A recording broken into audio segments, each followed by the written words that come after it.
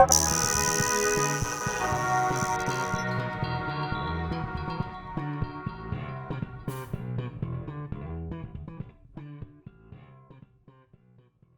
I'm actually speaking about the future of robotics and AI with a perspective on age-old wisdom.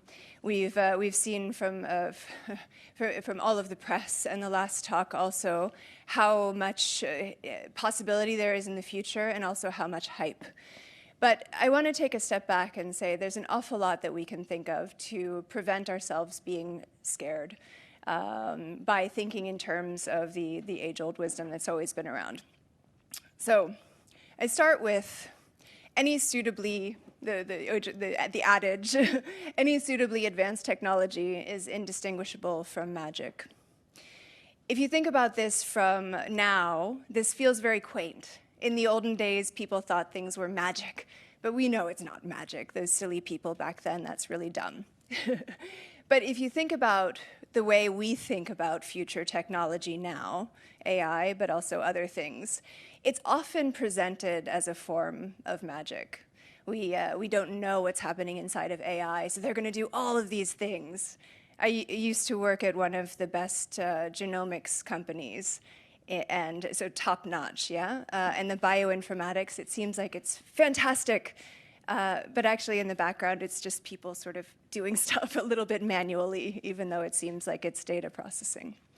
So it's not actually magic. It can actually be relatively well explained by if we can stop and think about things and tear it apart. As humans, this is something that we're good at.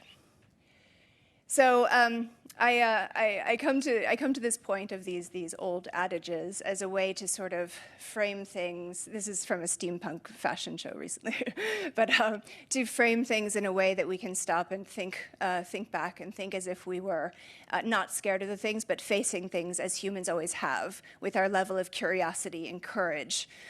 We have this sense that this counterintuitive sense that there's nothing new under the sun. Of course there is. Business is business. Of course it's different. We know that the world is being disrupted and everything's changing, but actually maybe people have kind of always felt that way. So I offer this as courage. Things are changing very fast in the future of work, in our economy. Everything is changing. But we're humans, and we the humans can take courage in the fact that we've always done this, we've always adapted, we've always figured the things out. There's a nice story that I was told a long time ago about, I think it was a poem actually, about this little boy who's very small but grabs onto the edge of the tablecloth and pulls and pulls and pulls until everything crashes down, and then isn't interested anymore. It's done.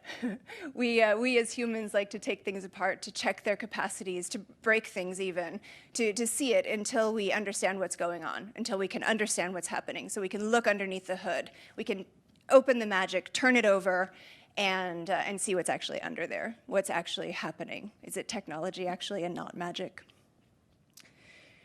So I actually wanted to give two examples from this space of the old way, but it actually reflects directly on what's happening now.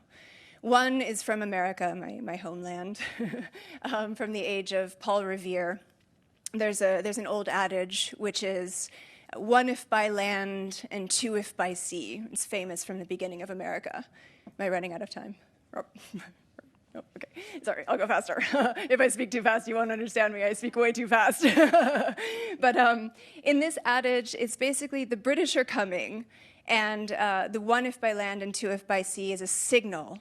The interesting thing about Paul Revere is that, in fact, there was another person who was on a horse and also running, and that person doesn't have any fame at all. The key point in this story is that it was the essence of his ability to communicate effectively, essentially Paul Revere's networkedness that enabled his message to get out, while that other guy who was on the other horse didn't get the message out. In fact, we only remember Paul Revere.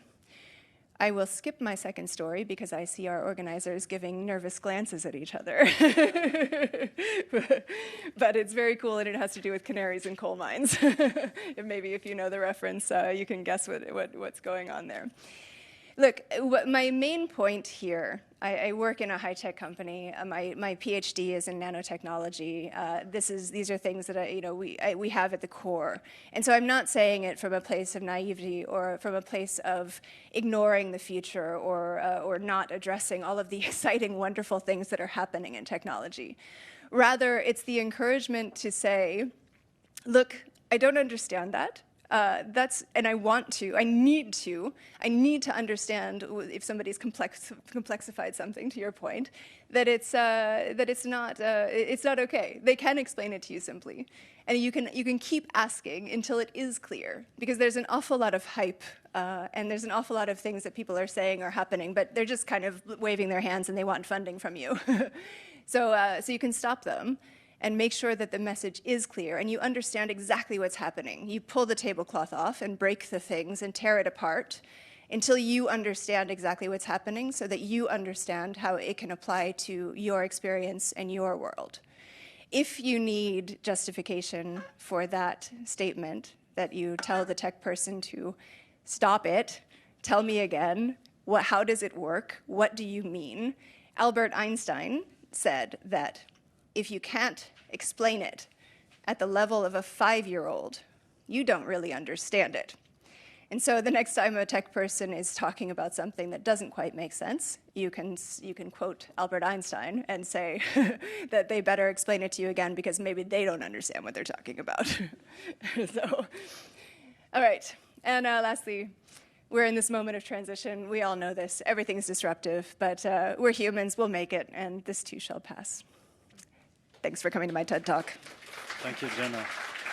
Thank you for this very positive message about the future. I think we'll have some discussion.